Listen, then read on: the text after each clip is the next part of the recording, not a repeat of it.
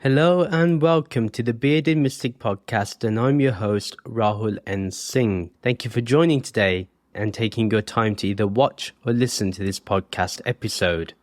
If you're really interested in supporting the Bearded Mystic Podcast and you've found great benefit in listening or watching these episodes, then please do support this podcast on Patreon, where you can get ad-free and bonus episodes along with other benefits depending on the tier that you select. Your support means everything, and it really does help the podcast keep running efficiently and smoothly, and also widens the audience that this message can reach to. If you would like to know more about it, the details are in the show notes and video description below. On Saturdays at 11 a.m. Eastern Standard Time, there is a free virtual meditation session along with discussion and Q&A. If you're interested in meditating with us as a community, then you can find out the details in the show notes and video description below. Please do like, comment, and subscribe if you're watching this on YouTube. And if you're listening to this on your favorite podcast streaming app, then please do give this podcast a 5-star rating. It helps the podcast get up in the charts and allows the algorithm to bring this podcast to new listeners. And also do review the podcast if you can, and make sure you do follow or subscribe to keep getting future episodes. Today we will be continuing on with my thoughts on the Bhagavad Gita, and we will be looking at chapter 10 verses 34 to 42, which will then conclude chapter 10 itself, and this chapter where we've looked at Vibhuti Yoga, the powers behind the manifestation of this existence, and that power being Sri Krishna itself. Verse 34, I am all devouring death, I am Udbhav Bhavishyata, the generating principle, the cause of everything that is and is yet to be. Of all the excellent qualities of Naris, of females, I am Kirti, honorable reputation, Shri, the one who creates well-being, Vak, elegant speech, Smriti, memory, Medha, intelligence that makes life possible, Dhriti, constancy, determination, faithfulness, dedication, fortitude and endurance, and Shama, patience. So there's a lot to capture in that verse. So first one, I am all devouring death. Death ends everything. Ultimately, it's all devouring. It consumes everything. Even though this can be fearful to many, but that's what death is. It's devouring. It devours everything.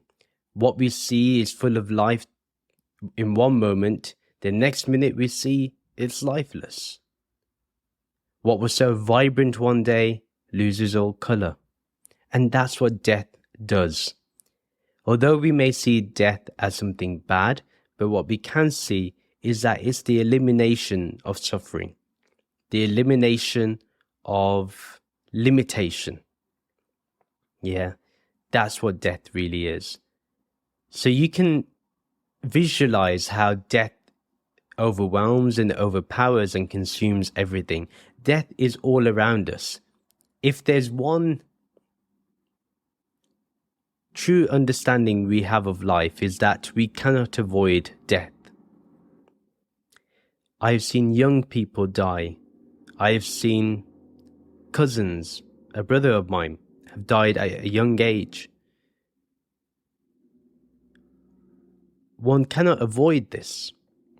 Death devours everyone. You could be the highest. Still, death will come for you.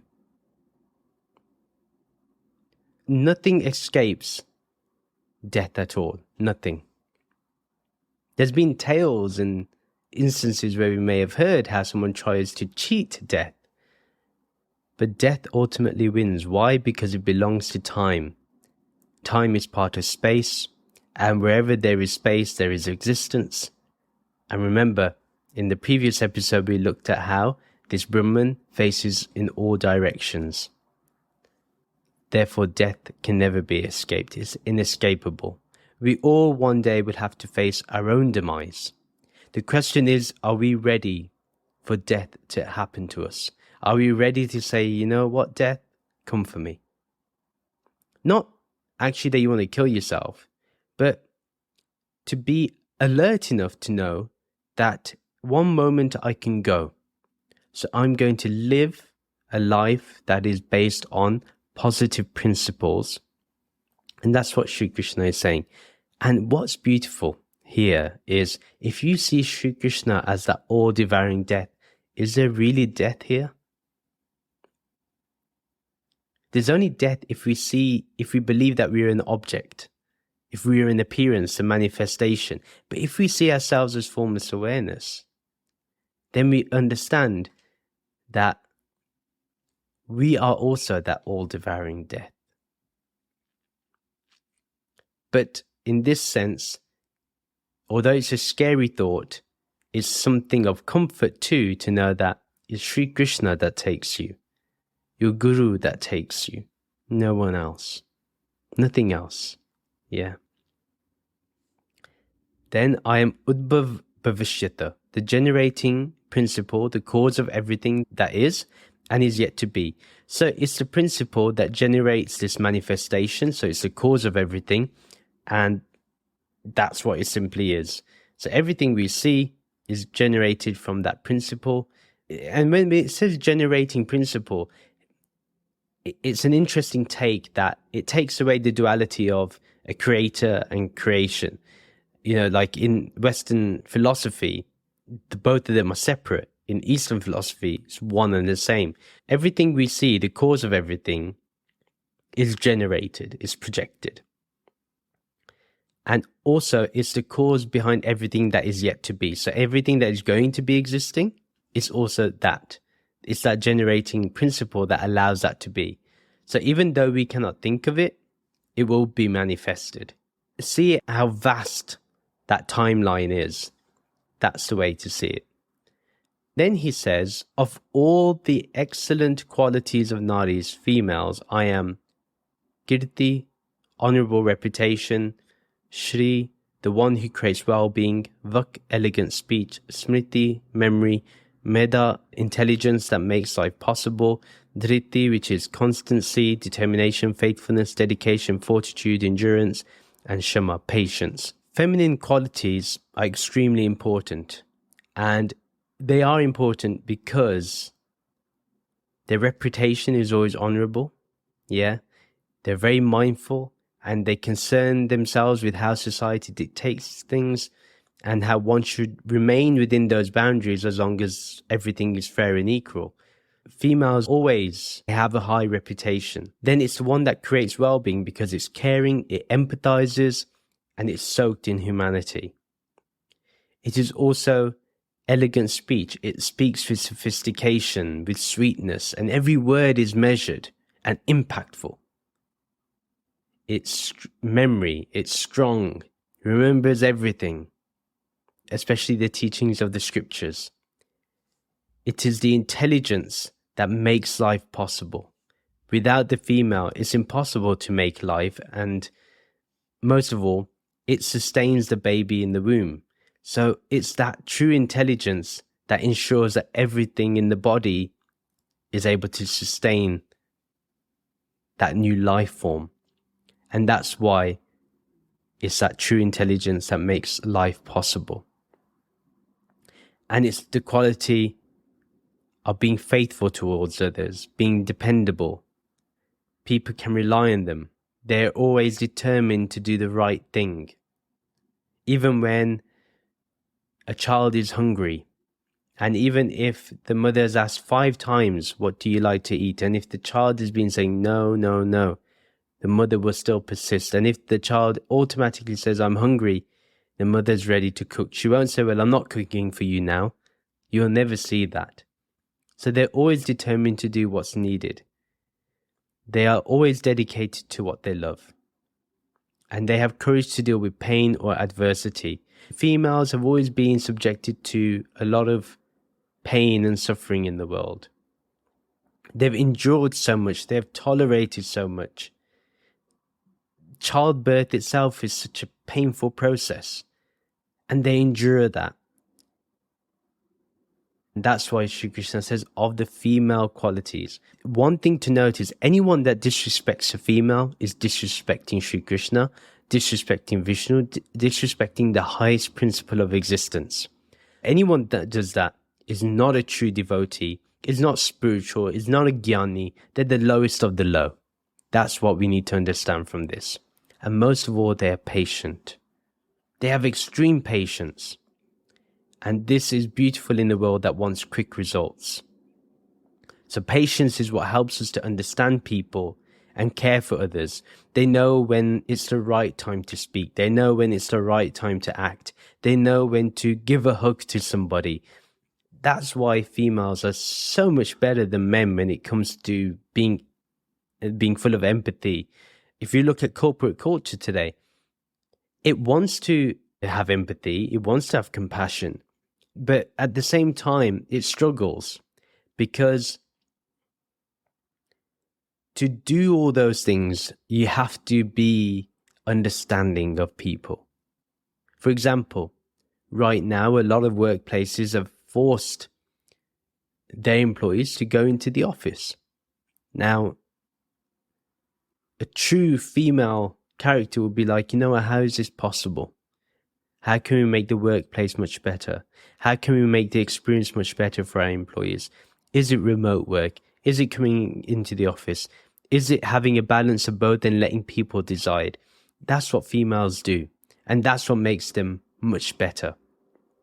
So these qualities that Sri Krishna has talked about is very important for us to have as well. And that he's all those qualities. So anyone that thinks that these qualities are weakness, well, you know what? Sri Krishna is all those qualities. Therefore, it's not weakness, it's true strength. And that's why this is a very important verse. Then verse 35. Among Vedic melodies, I am Brihatsama. Of poetic meters, I am Gayatri Chandas, the Gayatri meter. Of masas, or months, I am Marga Shirsha. I am the Nakshatra, the bridging November and December. Of Ritus, seasons, I am Kusumkara, springtime with the flowers that bloom. Among Vedic melodies, I am Brihatsama. Of poetic meters, I am Gayatri Chandas, the Gayatri meter. The most important mantra that is chanted with music in the Samved is Brihatsama. And what we can say is any japa is an important mantra. But to understand that when we remember the true highest melody in existence, the Anhad Shabad, that is Sri Krishna too. And it's also the Gayatri mantra, which we know is the most important of the poetic mantras. From Buddhists to Hindus of all kinds, the Gayatri is central. What we can understand here is if you recite the Gayatri mantra, you're reciting Sri Krishna himself. Of months, I am the Nakshatra, bridging November and December. Of Ritus, seasons, I am Kusumkara, the springtime when the flowers bloom. The months that's bridging November and December, that is the months when we please our dead ancestors. Therefore, it's an important time as we honor our own history. And that's why Sri Krishna is saying that time when you honor your ancestors, I am that time too. And of the seasons, I'm springtime when the flowers bloom. So every season is obviously valued, but spring is an important season because the leaves are now buds and flowers are starting to bloom. And this represents the first stage or the beginning of nature or the beginning of life. Verse 36. Among cheaters, I'm gambling. Of extraordinary people, I am their tejas, their brilliance and their charisma. I am Jaya, the moment of triumph. I am unbreakable determination. Of Sattavats, those who are dedicated to the truth, I am their purity. Very interesting verse who says, among cheaters, I'm gambling. Interesting line. And remember, in the Mahabharata, we know Sakuni cheats in the game of gambling. So he says, even the worst people that you see, I'm them too. Yeah, you may say those that are gambling are bad. I am the gambling itself and I'm the gambler. Yeah, so he's saying that's fine. They're all me. We're not to have any feeling of anger or a sense of higher morality, a holier than thou attitude to anything that we think is lower than us. Yeah. And then of extraordinary people, I am their tejas, their brilliance and charisma. So when we come across an Einstein, when we come across a poet, when we come across a charismatic being, a guru, the tejas, that's Sri Krishna, that's existence, that's Ishvara, that's our guru. So of all extraordinary people, the brilliance and charisma that we see is Sri Krishna. Of all the gifted people, the way to see this is that a person of great charisma, whenever they enter a room, the room just brightens up. It lights up completely. And their presence just brings a room to stillness and silence. And that is seen in extraordinary people. I still remember the feeling I get when my guru enters a room. I still can feel it right now. The day becomes brighter, the night becomes brighter, the moon shines brighter, the sun shines brighter, everyone's faces is gleaming with happiness, and the silence of the master just brings about this stillness in the mind. And that's what Sri Krishna is talking about. So when we experience that, that's also existence, that's also the shared being. I am Jaya, the moment of triumph. The moment you feel victory, that's the one, that's Sri Krishna. And I'm the unbreakable determination. That unbreakable determination to get to the highest, to get to Brahm Gyan, to understand this ultimate reality, to understand the one is in the many and the many is the one. It's that unbreakable determination to get that victory. Yeah, that is also Sri Krishna. And then of the Sattvavats, those who are dedicated to the truth, I am their purity. Of all those individuals who are dedicated to the truth, I am that sattvic in them, I am the purity in them. I am that pure element that's seeking the truth. That's the way to see this. Verse 37, in the Vrishni dynasty, I am Sri Krishna, the son of Vasudeva. Of the Pandavas, I am Dhananjaya, or you, Arjuna. Among Munis, sages, I am Vyasadev. Among Kavis, or great poets, I am Ushana. So first of all, in the Vrishni dynasty, I am Sri Krishna, the son of Vasudeva. This is describing what he is. So in that dynasty, he is Sri Krishna. Of the Pandavas, he is Arjuna. Why? Because everything is this existence. Everything is Brahman. Everything is this one. Whether it's Sri Krishna, whether it's Arjuna, it doesn't matter. It's all one. This is what Sri Krishna is saying, that we're all one here. And then among Munis, I'm Vyasadev. Remember, of all the sages, Vyasa is the one that is remembered a lot because he's the compiler of the Vedas. He is the compiler of the Puranas. And therefore, he has a lot of importance. Yeah, he's the one that's written the Mahabharata. So he is considered to be the highest. He's given a lot of importance. Then of all the Kavis, all the great poets, I am Ushana. Now, the term Kavi stands for learned people who know the scriptural principles as well. So Kavis are the same as Rishis. And Sukyacharya, who was the foremost of the learned, he was an expert in the science of reviving the dead. He's known for his science of ethics. Because of his virtues and learnings, he has been declared to be the very self of the Lord. Ushana is Sukyacharya. If you think about it, Sri Krishna is everything that we see. Every living being is Sri Krishna. You, me, politicians, kings, queens, the poor, the rich, everyone is Sri Krishna. Verse 38, I am the power and right of rulers to punish. I am the ethical and strategic advice given to those who are meant to be victorious. I am the unrevealed secrets kept in silence. I am the knowing of those who are the most knowledgeable. First, I am the power and right of rulers to punish. Sri Krishna is that power, and he is the right of those rulers to punish others. This is the power, and it gives the rights to the rulers to punish. If somebody does wrong, one must get the result of that action, and that result is given the power and the right of the rulers that punish others. Sri Krishna is that. The laws of the world that are created, of the countries that we live in, if we see that that law is Sri Krishna itself, that punishment, the courts, is Sri Krishna himself. Then he says, I am the ethical and strategic advice given to those who are meant to be victorious. In the midst of this war, we can see that ethical and strategic advice is given, and hence victory is in sight. Only those who give ethical and strategic advice will lead those to victory. If one is unethical, we will not be victorious. You may win short-term battles, and it may appear that you win in the short term, but in the long term, you will not win. That's why those who are ethical and strategic win in the long term. Even though they may have short-term losses, they will win and gain in the long term. So it's better to be ethical, better to be righteous. Those people will win.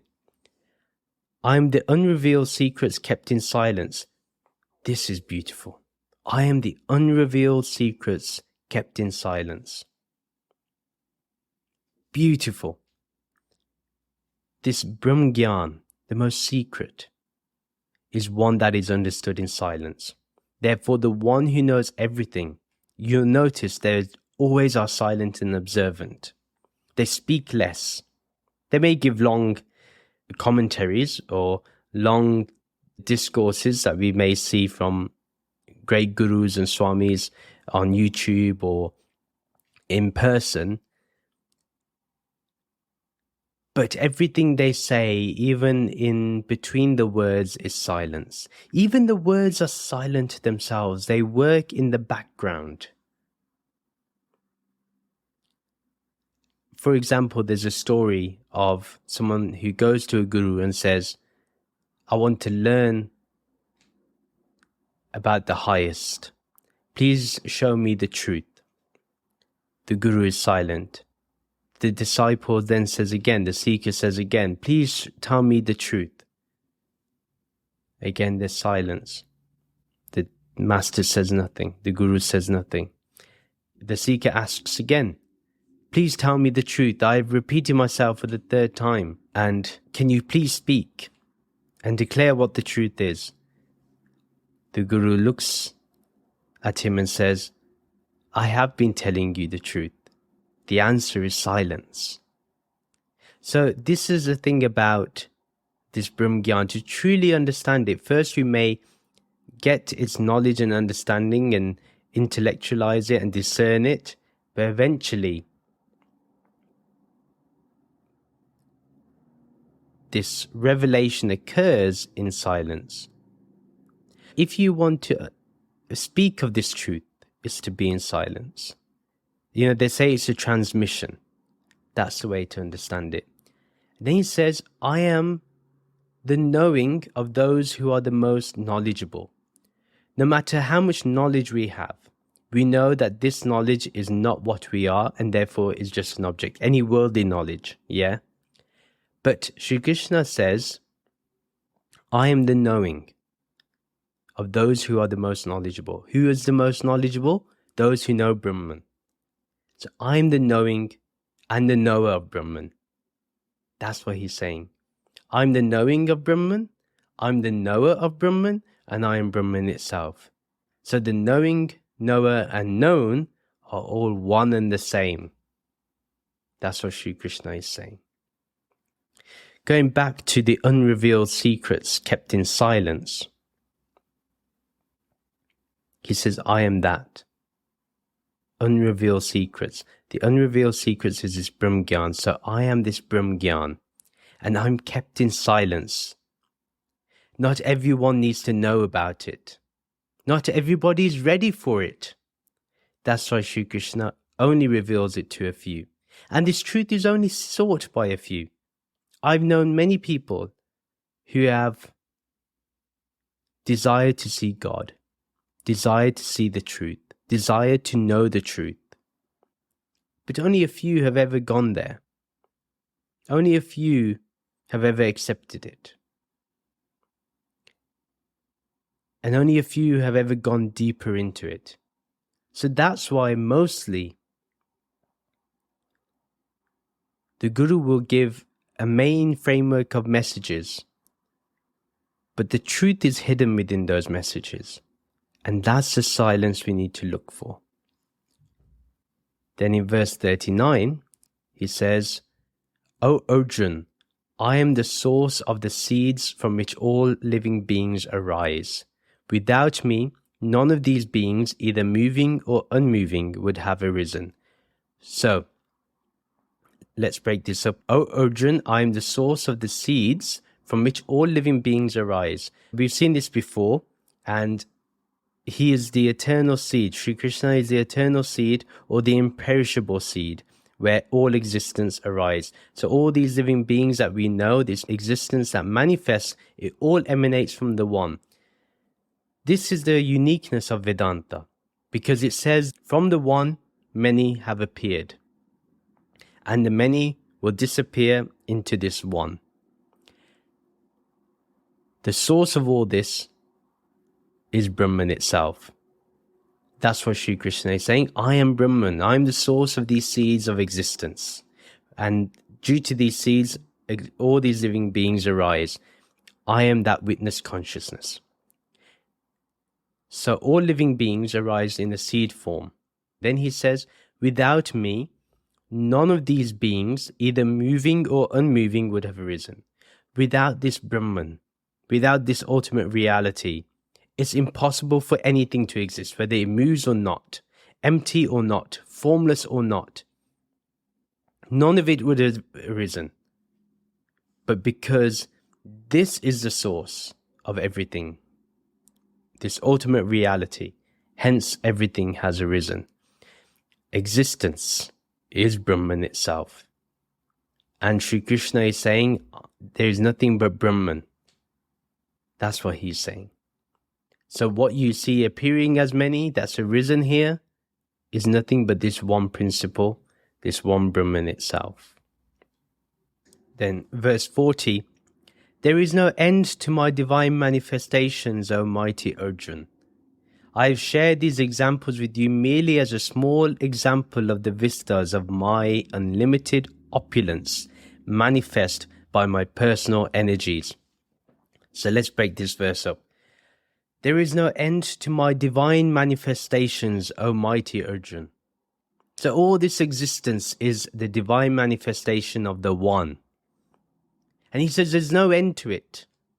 That's what we need to understand. There's no end. It's endless, it's infinite. And no matter how much we try, we will not find the end to it.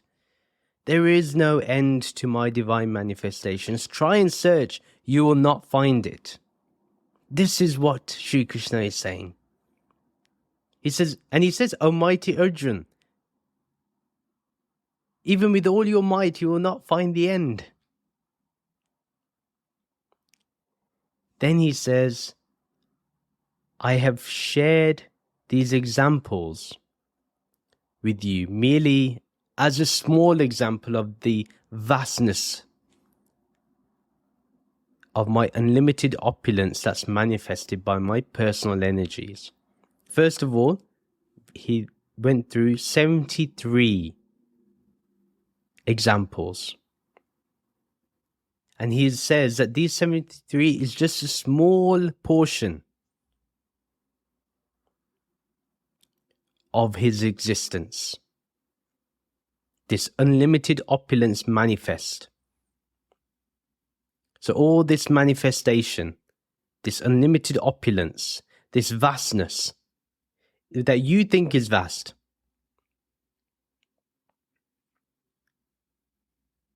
it's just a small existence within this vast existence. This vast awareness that we have, this formless awareness, Nirgun Brahman, the ultimate reality, is so vast that what you see now that you think is vast is merely a small portion. And how has this come to be, this small portion that we've just talked about? My personal energies. This has arisen from my own energy. That's what Sri Krishna is saying. All this is coming from Shri Krishna's personal energy. Personal energy of the Ishtevta or Aguru or Ishvara. This is only a small portion. That whole vastness cannot be expressed here. Shri Krishna is saying, you be here all day. So the vastness of this true self is a lot to try to comprehend. A lot to comprehend. So he's saying, I'm showing you a small part, that's enough. If you understand this small part, you'll understand everything. If we understand the one, we understand the many. And if we understand the many, we understand the one. That's simply what Sri Krishna is talking about. In verse 41, whenever you see anything that is Srimad, a splendid, powerful, prosperous, truthful, glorious reality, full of vigor and powerful urges to greatness, just try to understand that in every case, every being or object is merely endowed with just a tiny spark of my unlimited being and energies. Beautiful verse. And again, he's referring to himself as Nirgun Brahman here. This is something we must understand. So, Srimad here means it is splendid. It's full of its own light. Powerful. Nothing can destroy it. Prosperous. It gives to all and grants everyone's desires and wishes. Truthful. It is ethical. And it is a true self. It is honest. Glorious. It being Brahman, it is beyond everything. The highest glories, the 73 glories that we've just read about, it's all of those.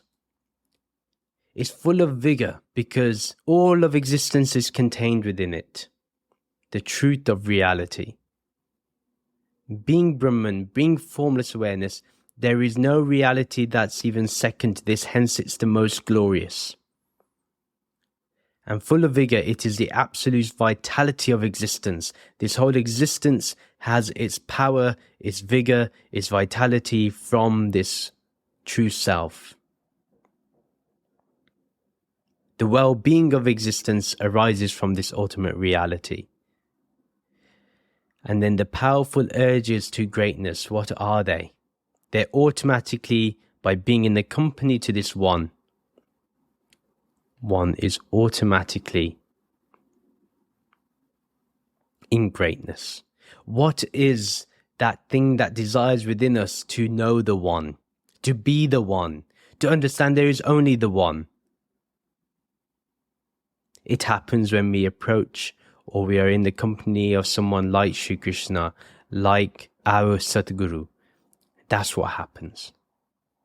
When we understand it's the greatest because this is the only thing present. This is the omnipresent one. There is no competition here. That's what Srimad means. All this that I've just described is Srimad. So he says, whenever you see anything that is Srimad, so anything of those qualities, just understand that in every case, in all of those things, in every case, in every being or object, all of those things are just a tiny spark of my unlimited being, just a tiny part. We may think it's vast and great, but it's just a tiny spark of Shri Krishna or this Ishvara's unlimited being, this shared being. Just a tiny spark of the shared being and its energies. Just imagine a tiny spark has so much potential. This tiny spark is the light of what? Where does its light originate from? This Brahman, this reality. Then verse 42, O Arjun, what is the need for sharing all this detailed knowledge with you, since with a single fragment of myself, I support everything that exists? We look at the whole verse together, and beautiful verse. And this is a question to think about actually. What's the need for sharing all this to you, Arjun? Why should Sri Krishna explain all of this to us? when just a single fragment of his true self, this shared being, this Paramatma, this formless awareness, this Nirgun Brahman, when everything is supported by just a single fragment of it. What Sri Krishna is saying here is just understand this single fragment of myself. What's this single fragment of myself? This one existence, this one true self, this one reality. Understand this one reality. You understand that I support everything. So why do I need to share anything else with you? Why share all the vastness of this existence that's a manifestation, when it's the reality behind all that matters the most? When that reality is right in front of you, why do you still want to see these objects of existence? That's what Sri Krishna is pointing towards. And this ends our chapter on Vibhuti Yoga. The next chapter will also expand into the true glorious form of Sri Krishna, which is this existence. So he goes into a deeper, detailed version of these qualities. But what I want us to understand from the last couple of episodes, that ultimately we are to see the oneness, the unity between the subject and the object, between the seer and the seen, between me, you, and this whole world, this whole universe, and all of existence, every living being, everything animate and inanimate, everything moving and unmoving, form or formless, name or nameless, seen and unseen, manifest and unmanifest. All of this is none other than that one true self. And that is the end of today's episode. If you liked what you heard and liked what you watched, please do share this podcast with your friends and family who may enjoy this content. Do follow me on social media to keep getting updates. Join the Bearded Mystic Podcast WhatsApp community group to continue the podcast discussion. Details are in the show notes and video description below. If you would like to support the Bearded Mystic Podcast, as we discussed earlier, do check out the podcast Patreon page. Your support means everything, and it helps this podcast keep running. Details are in the show notes and video description below. Please do rate this podcast 5 stars, and do give a review either on your favorite podcast streaming app or on our website. Details are in the show notes and video description below. Please do like and comment on this video and subscribe to this YouTube channel. Do follow or subscribe to this podcast on your favorite podcast streaming app. Thank you very much for listening to this episode. Let's end with the Shanti mantra and the Soham mantra. Soham, Soham, I am that, I am that. Om Shanti, Shanti, Shanti. Om Peace, Peace, Peace. Namaste.